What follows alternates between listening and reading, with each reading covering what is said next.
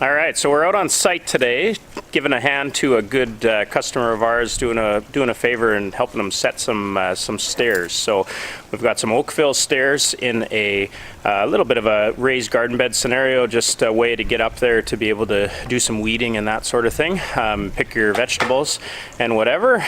So we thought it would be a good chance to showcase what these Oakville Stone steps can do. So in a typical scenario, we've got the steps there.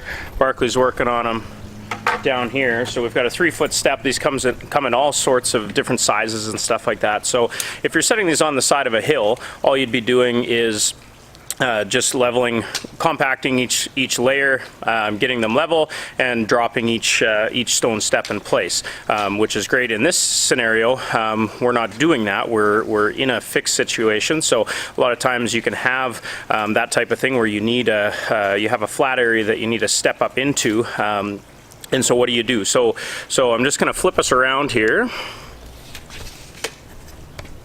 And so what we've got is the Oakville curbing, or what we call fillers. So instead of wasting all across here with a step, what we're going to do is just, all you need is the sides. And so those are finished, just like the front face of these guys on the outside. So it looks like it's a step there, but it's cheating.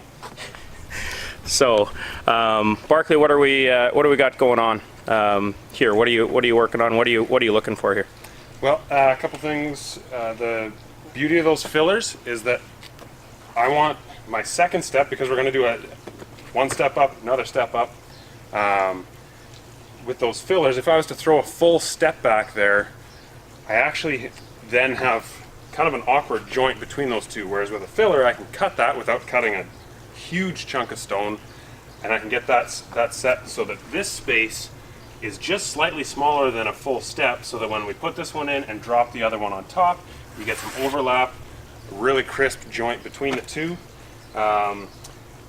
Because this step area is somewhat of an afterthought, the really helpful piece to using fillers and curbs versus repacking base material and that kind of thing is that we've got a few quick little shims. We're going to get that leveled, sitting nice and square, and then we can drop it on and be done. Perfect. All right, we'll get these in place, and then we'll show you what it looks like when it's finished.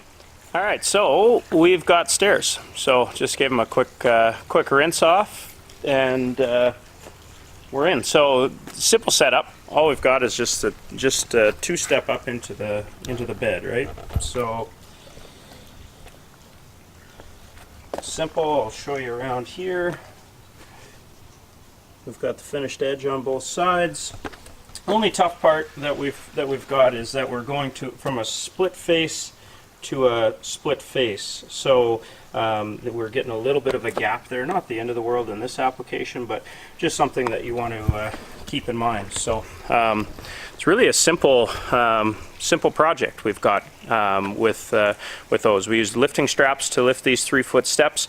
Anything bigger, I'd probably say you want to use a machine to do. In this case, it worked out okay. We've also got some hollow steps, just new in a few different colors that are available. So those are the natural stone steps from Oakville Stone that we've got in stock at the Rusty Shovel. If you've got a project that you're trying to figure out, take some pictures about what you're trying to do, get some measurements, and bring them down to us. We'll figure out what you need and how to go about doing it.